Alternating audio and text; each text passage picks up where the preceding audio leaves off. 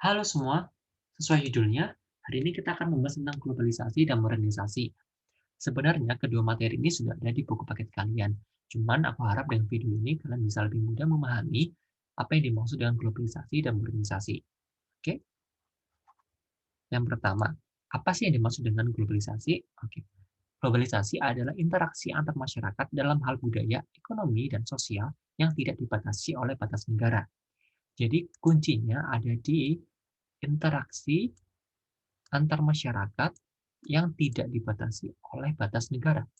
Oke, lalu apa sih karakteristik dari globalisasi? Yang pertama, adanya perubahan ruang dan waktu, di mana dulu kita mengirim pesan ke kerabat kita dari Jawa ke Sumatera, ataupun ke Sulawesi, ataupun ke Kalimantan, itu membutuhkan waktu yang sangat lama.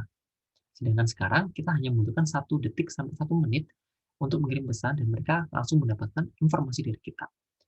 Lalu yang kedua ada interaksi ekonomi antar bangsa ataupun antar negara, di mana di Indonesia adalah negara yang penghasil beras terbaik di dunia, ataupun di sini ada India, ada negara dengan penghasil tekstil terbaik di dunia. Namun kualitas berasnya lebih buruk daripada Indonesia. Nah, di sini terbentuklah integrasi ekonomi. Terjadilah ekspor dan impor di mana India akan mengekspor tekstil mereka ke Indonesia untuk memenuhi kebutuhan warga negara Indonesia, dan beras Indonesia akan diekspor ke India untuk memenuhi kebutuhan orang-orang di India. Oke, yang ketiga ada meningkatnya interaksi budaya. Dengan bantuan media, sekarang kita bisa langsung mengetahui budaya-budaya di luar budaya lokal kita. Semisal nih, kita nonton drama Korea. Secara langsung, kita langsung belajar tentang bagaimana budaya di Korea, bahasa di Korea, ataupun cara komunikasi orang-orang di sana, ataupun orang-orang barat kayak di Australia, ataupun di Eropa, seperti itu. Jadi kita nggak perlu datang ke sana untuk mengetahui bagaimana budaya orang-orang di luar teritori kita, atau di luar negara kita. Oke. Yang keempat, ada masalah bersama. Dengan adanya globalisasi, maka terbentuklah sebuah masyarakat besar yang dinamakan masyarakat global. Nah, ketika ada masalah di satu negara, maka yang menghadapi bukan cuma satu negara itu, melainkan banyak negara. Contohnya ada di Cina. COVID-19 pertama muncul di Cina. Lambat laun, COVID nggak hanya dihadapi oleh Cina, tapi ada di Indonesia, ada di Asia Timur, ada di Afrika, ada di Eropa, ada di Australia, dan tersebar kemana-mana. Bukan hanya COVID, tapi juga ada kayak HIV, AIDS, terorisme, ada juga global warming, kayak gitu. Lalu apa sih faktor pendorong terjadinya globalisasi? Yang pertama, adanya kemajuan iptek. Oke, seperti yang saya contohkan tadi, di perubahan ruang dan waktu. Dulu kita mengirim pesan melalui pos, tapi sekarang dengan kemajuan teknologi, kita bisa melalui WhatsApp dan sosial media, dan itu lebih cepat. Yang kedua, adanya sistem ekonomi yang terbuka.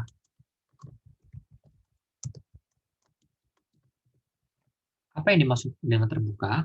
Maksudnya, bukan hanya perusahaan nih yang bisa bertransaksi jual beli, tapi sekarang individu bisa melakukan transaksi jual beli. Semisal kita bisa temuin di Shopee ataupun e-commerce lainnya, kita bisa membeli barang-barang dari luar negeri, ataupun kita juga bisa secara individu menjual barang-barang kita ke luar negeri.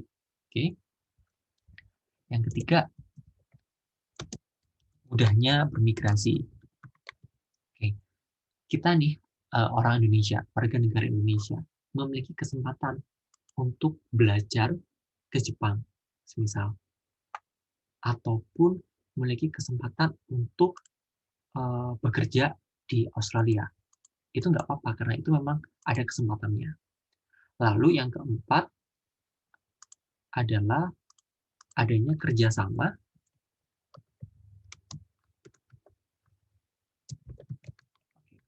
antar bangsa.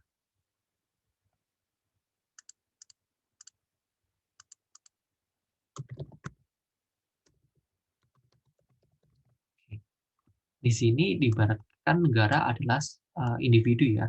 Jadi sebagai manusia ataupun individu kita nggak bisa hidup sendiri. Kita pasti membutuhkan bantuan orang lain. Seperti yang aku contohkan tadi antara Indonesia dengan India tersebut. Oke, lanjut untuk materi modernisasi. Apa sih yang dimaksud dengan modernisasi? Modernisasi adalah perubahan nilai, norma, struktur sosial ke arah yang lebih maju. Nah, sebelumnya modernisasi itu berasal dari dua kata nih. Yang pertama modo, yang berarti cara. Lalu ada ernus, yang berarti masa kini.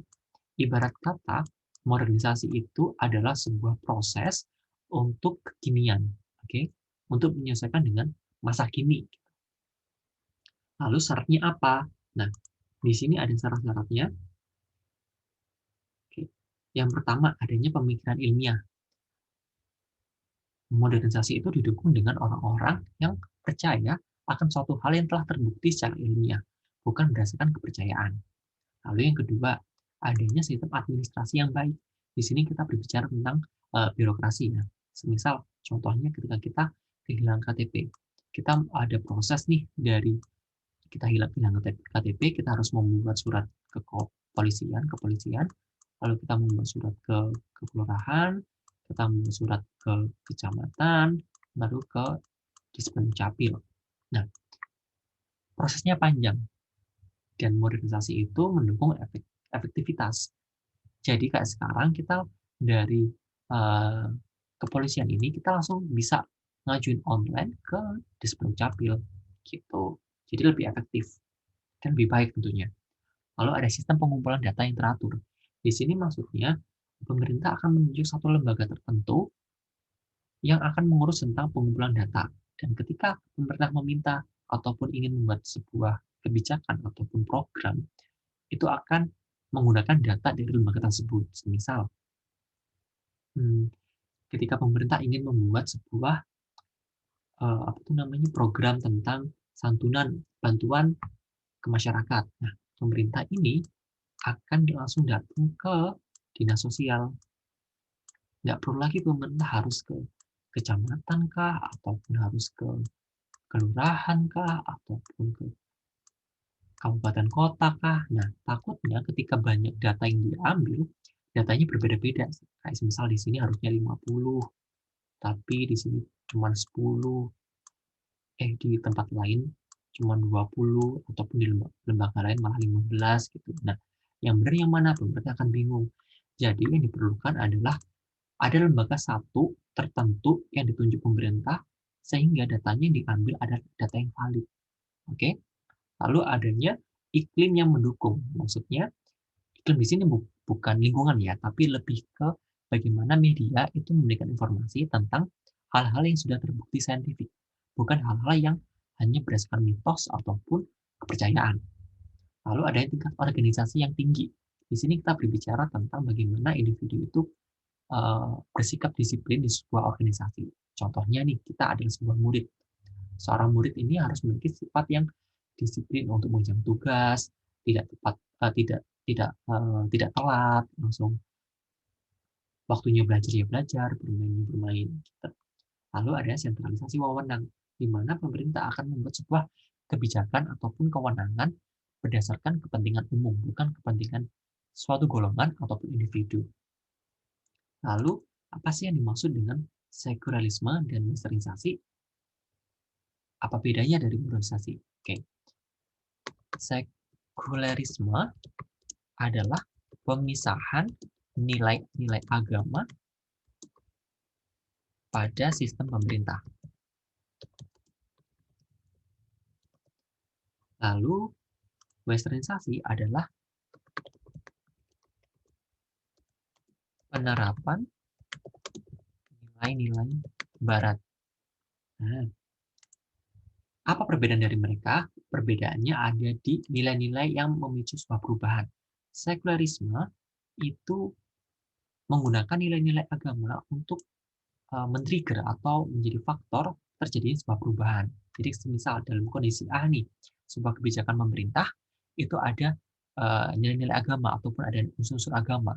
Dengan adanya sekularisme, maka unsur agamanya dipisahkan sehingga terjadilah perubahan kebijakan. Lalu di westernisasi itu adanya nilai-nilai barat. Oke, dia menggunakan nilai barat sebagai pemicu sebuah perubahan.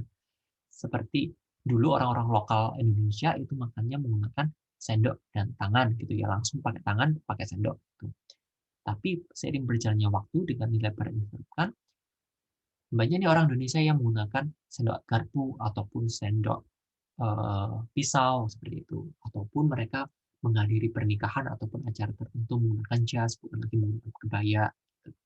Sedangkan di modernisasi, nilai perubahannya itu dipicu oleh nilai-nilai yang lebih umum ataupun lebih general. Seperti yang aku contohkan tadi nih, tentang birokrasi.